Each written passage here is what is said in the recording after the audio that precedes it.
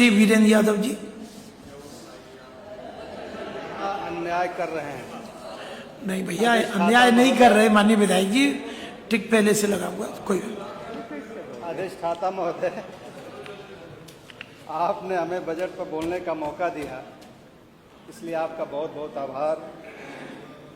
ये उत्तर प्रदेश सरकार का 9,12,696.35 करोड़ का भारी भरकम बजट जो उत्तर प्रदेश की जनता को आपने सुपुर्द किया है, लेकिन जरूर मैं कहना चाहूँगा कि विकास मात्र पन्नों और विज्ञापनों में होकर रह गया है। आज उत्तर प्रदेश की सरकार जो इतना लंबा चौड़ा बजट लेकर आई है, ये निश्चित रूप से ये हम लोग कह सकते हैं कि एक तरफ युवा बेरोजगार होकर सड़कों पर टहल रहा है और अपनी डिग्रियां लेकर घूम रहा है, और आए दिन जब परीक्षाएं हो रही हैं तो कहीं पेपर लीक हो जा रहा है और कहीं कुछ हो जा रहा है, तो कहीं न कहीं उत्तर प्रदेश का युवा अपने को ठगा महसूस कर रहा है। माननीय अधिष्ठाता महोदय, इस पर मैं कहना चाहूँगा कि जो वह कह रहे हैं कि खुशहाली का नया दौर आएगा, मगर गरीब के चूल्हे तक धुआं कौन पहुँचाएगा? कागजों पर तो चमकती है तिजोरी सरकार की, पर आम आदमी की जेब का खालीपन कौन मिटाएगा? आदरणीय अधिष्ठाता महोदय, ये उत्तर प्रदेश की सरकार एक तरफ स्वास्थ्य सेवाओं पर बहुत लंबा चौड़ा अपना भाषण देती है, और स्वास्थ्य के क्षेत्र में जब मैं बात करूंगा तो गाजीपुर जनपद की जंगीपुर विधानसभा, जहां हमारी स्वास्थ्य व्यवस्था चरमरा गई है, और उसमें प्राथमिक स्वास्थ्य केंद्र एक बोगना है, जहां उसका भवन जर्जर है और उसकी बाउंड्री वाल चारों तरफ से खुली हुई है। अगर उस पर बजट होता तो मैं समझता हूँ अन्नाद जानवर जो हॉस्पिटल के अंदर घुस जा रहे हैं, और हॉस्पिटल के अंदर जब घुस जा रहे हैं तो आप समझ सकते हैं कि वहाँ डॉक्टर भी नहीं पहुँच पा रहा है और पूरी भवन जर्जर और स्थिति में है। वही हाल लहुरापुर प्राथमिक स्वास्थ्य केंद्र का है, वही हाल बिशुन पिपरही का है, ढड़नी का है, सुअवल का है, नखतपुर का है और पारा की। ये हमारी विधानसभा की जो स्वास्थ्य व्यवस्था है उसकी हाल है। और दूसरी तरफ मैं कहूँगा कि हमारी विधानसभा में एक धार्मिक दृष्टिकोण से एक महार धाम है।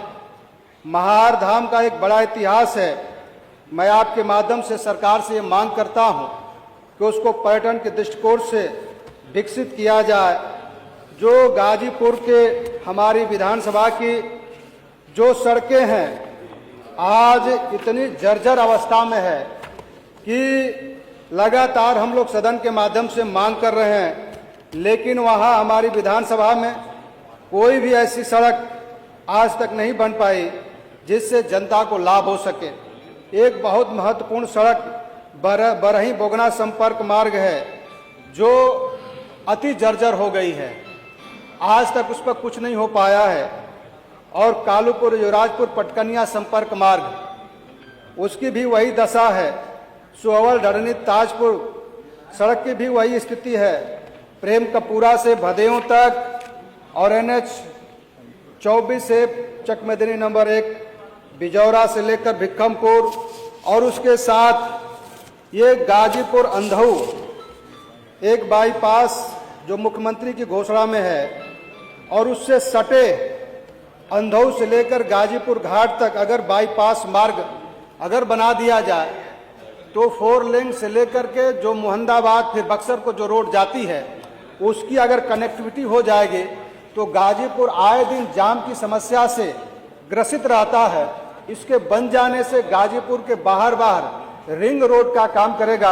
अधिष्ठाता महोदय, आपके माध्यम से मैं सरकार से मांग करता हूं, संसदीय कार्य मंत्री जी भी हैं, मैं उनसे भी निवेदन करता हूं कि कहीं न कहीं इसका संज्ञान लेने का काम करेंगे। मैं गाजीपुर जनपद जो गाजीपुर से लेकर चोचकपुर संपर्क मार्ग है उसकी भी वही स्थिति है, बड़ी खराब स्थिति में है। दूसरा जो है हमारी विधानसभा के जो युवा हैं वो लगातार खेल में काफ़ी इंटरेस्ट है। मैं आपके माध्यम से सरकार से कई बार मांग कर चुका हूं कि गाजीपुर जनपद और जंगीपुर विधानसभा में एक स्टेडियम बनाने की मांग करता हूं। और दूसरी बात, मैं जंगीपुर विधानसभा में बालिकाओं को काफी दूर से शहर के अंदर आना पड़ता है। मैं आपके माध्यम से मांग करता हूं कि वहां एक बालिका इंटर कॉलेज बनवाया जाए। अधिष्ठाता महोदय, गाजीपुर जनपद निश्चित रूप से शिक्षा के क्षेत्र में लगातार वृद्धि और आगे बढ़ने का काम किया है। मैं आपके माध्यम से और इस सदन के माध्यम से कई बार मांग कर चुका हूं कि गाजीपुर जनपद में एक विश्वविद्यालय बनाया जाए। और अभी अधिष्ठाता महोदय, अभी परिवहन मंत्री जी थे, गाजीपुर जनपद में जो बस अड्डा है गाजीपुर के शहर के अंदर है, वहां आने जाने में लोगों को दिक्कत होती है। इससे पहले भी मैं मांग कर चुका हूं कि उस बस अड्डा को हटाकर बाहर करने का काम किया, जहां जमीन उपलब्ध हो जाए वहां बनाई जाए। अधिष्ठाता महोदय, मैं आपसे मांग करना चाहता हूं कि इस भारी भरकम बजट में पूर्वांचल विकास निधि और बुंदेलखंड विकास निधि गायब है।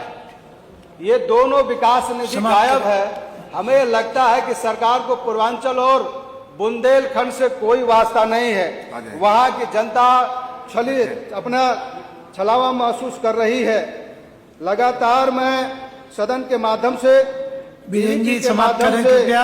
1 से लेकर 8 तक के जो प्राथमिक विद्यालय के बच्चे हैं उनको 1200 रुपया सरकार देती है, लेकिन 1200 रुपए में उन गरीब बच्चों का कोई भला नहीं होता मान्यवर। इसलिए मैं आपसे सदन के माध्यम से मांग करता हूं कि डीपीटी के माध्यम से जो आप धन देने का काम करते हैं उसको आप बढ़ाने का काम करें। जो दूसरी बात है, ऊर्जा के क्षेत्र में लगातार हमारे बीरेन जी प्लीज ऊर्जा समाप्त करें, प्लीज रहे हैं कि प्लीज समाप्त करें। 65,000 माननीय श्री गुरु प्रसाद जी बैठिए प्लीज। जो बजट है, 1 सेकंड, अभी बैठिए, अभी समय है मान्यवर। दो ही बात मैं आपसे प्लीज बैठिए आप, प्लीज दो ही बात कहूंगा मान्यवर, और कोई ज्यादा बात नहीं कहूंगा। कहिए, संक्षिप्त में हमारे क्षेत्र की जो ट्रांसफार्मर और बिजली की समस्या है, ये लगातार आए दिन ट्रांसफार्मर ओवरलोडेड होकर के जल जा रहे हैं। मैं आपके माध्यम से मांग करता हूं ठीक है, तो उसकी क्षमता वृद्धि माननीय श्री गुरु प्रसाद जी, गोगना में 33/11 का जो पावर हाउस है, माइक बंद कर दीजिए प्लीज। माननीय गुरु प्रसाद जी बोलिए।